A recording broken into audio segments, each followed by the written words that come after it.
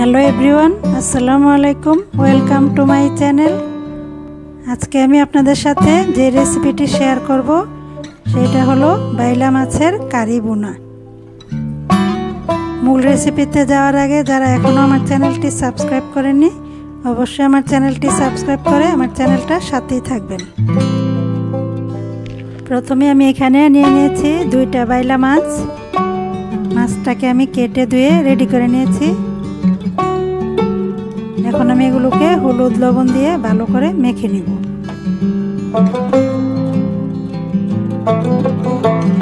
প্রথমে আমি দিয়ে দিচ্ছি লবণ,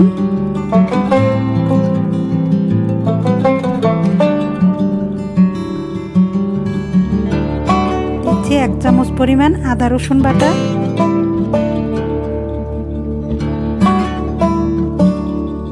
দিচ্ছি 1.5 চামচ পরিমাণ হলুদ গুঁড়া,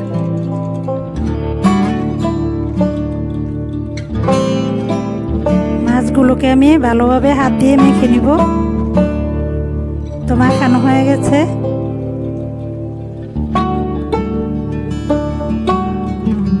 এখন আমি চলে যাব চুলায়। প্রথমে আমি এখানে একটি প্যান বসিয়ে দিচ্ছি।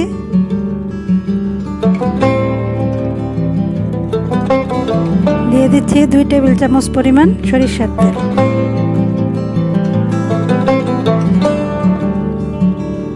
তেলটা গরম হয়ে গেলে দিয়ে দিব মাছগুলো।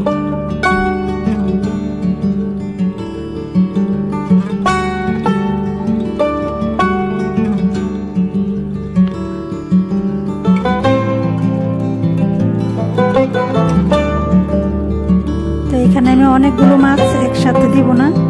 অনেকগুলো একসাথে দিলে কি হয়, মাছগুলো উল্টাতে গেলে ভেঙে যাওয়ার সম্ভাবনা থাকে। এই কারণে আমি অল্প অল্প করেই ভেজে নিব।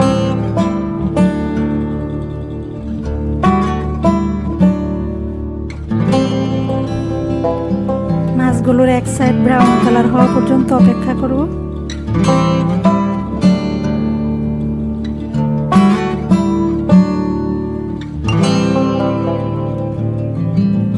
এক সাইড হয়ে গেছে, এখন আমি মাছগুলোকে উল্টিয়ে দিচ্ছি।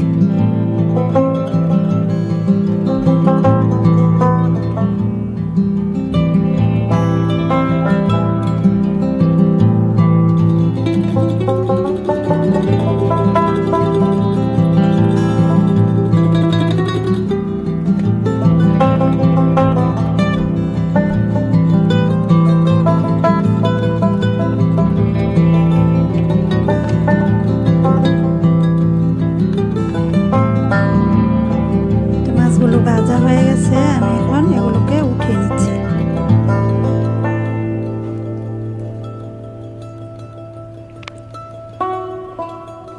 আমি সেম ভাবে বাকিগুলোকেও ভেজে নেব।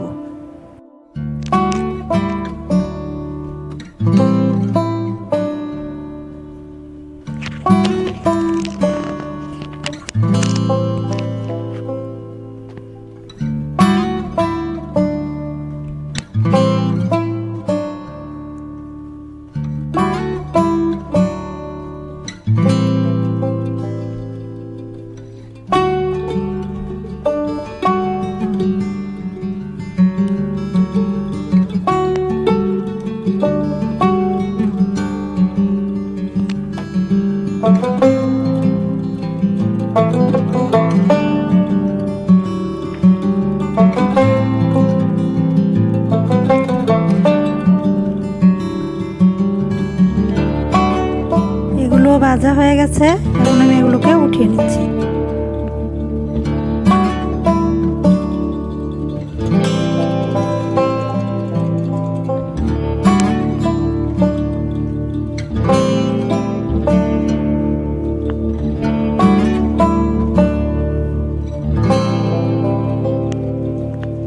সেম প্যানে আবারও দিয়ে দিচ্ছি 2 টেবিল চামচ পরিমাণ সরিষার তেল, দিয়ে দিচ্ছি 1 কাপ পরিমাণ পেঁয়াজ বাটা,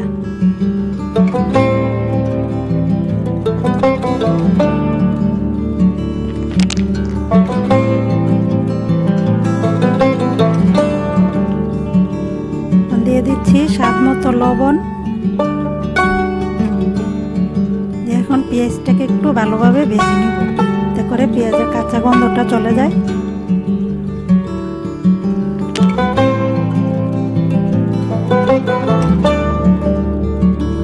পেঁয়াজটা প্রায় ভাজা হয়ে আসছে। এখন দিয়ে দিচ্ছি 1 চামচ পরিমাণ আদা রসুন বাটা। এখন আবারও একটু আমি ভেজে নিব।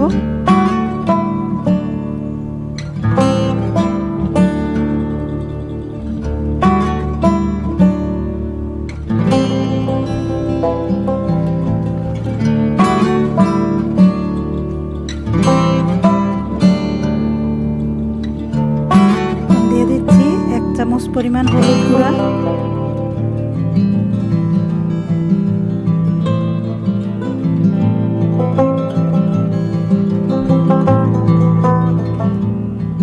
দিয়ে দিচ্ছি 2 চামচ পরিমাণ ধনিয়ার গুঁড়া,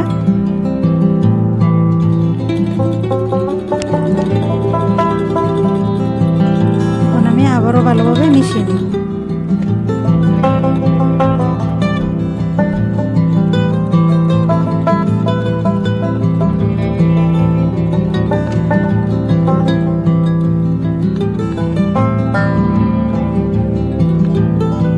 পর্যায়ে দিয়ে দিচ্ছি 1 চামচ পরিমাণ মরিচের গুঁড়া।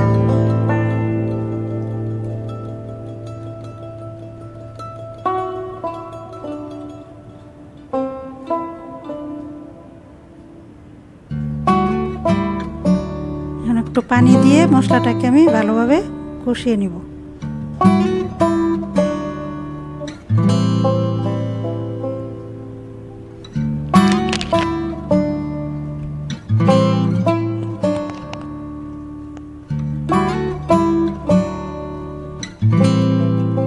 তো মশলাটা থেকে যখন তেলটা উপরে চলে আসবে তখনই বোঝা যাবে যে মশলাটা কষানো হয়ে গেছে।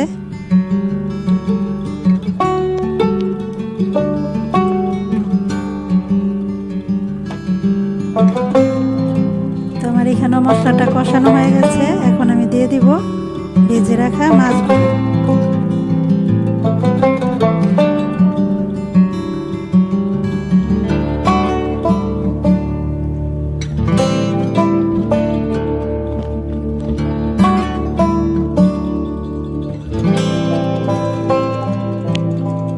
আমি একটু হালকাভাবে নেড়ে দেব, যাতে করে মাছগুলো ভেঙে না যায়।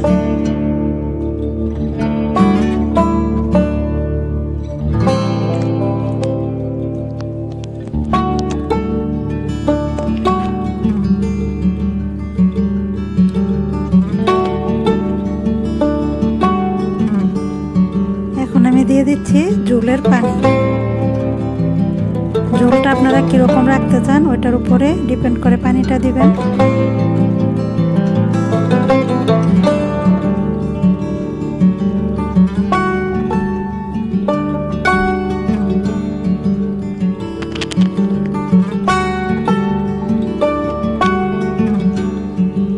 আবারও একটু মিশিয়ে দিচ্ছি।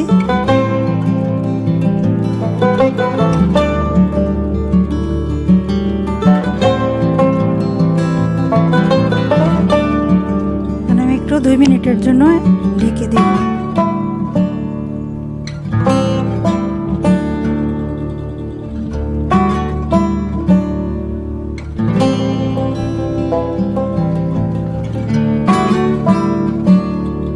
তো তরকারিটা বলক চলে আসছে।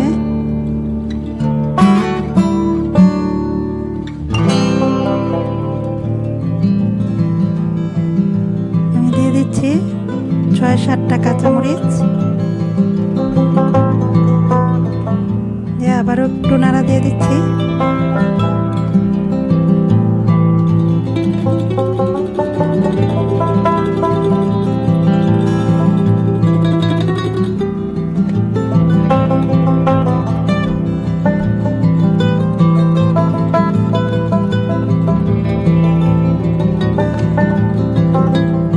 আবারও কিছুক্ষণের জন্য ঢেকে দিব।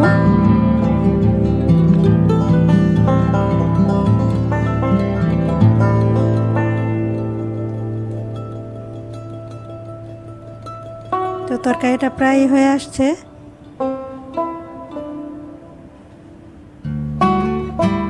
এই পর্যায়ে দিয়ে দিচ্ছি 1 চামচ ভাজা জিরের গুঁড়া।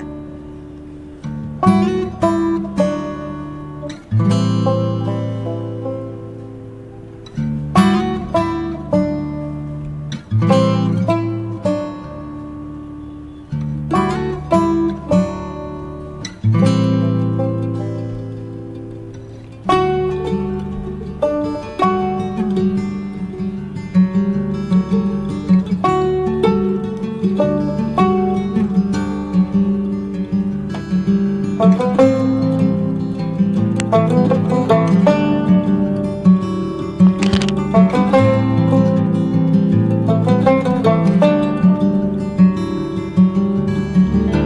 আমি চুলাটাকে অফ করে 2 মিনিটের মতো ঢেকে রাখবো। নামিয়ে এটাকে পরিবেশন করে নিব।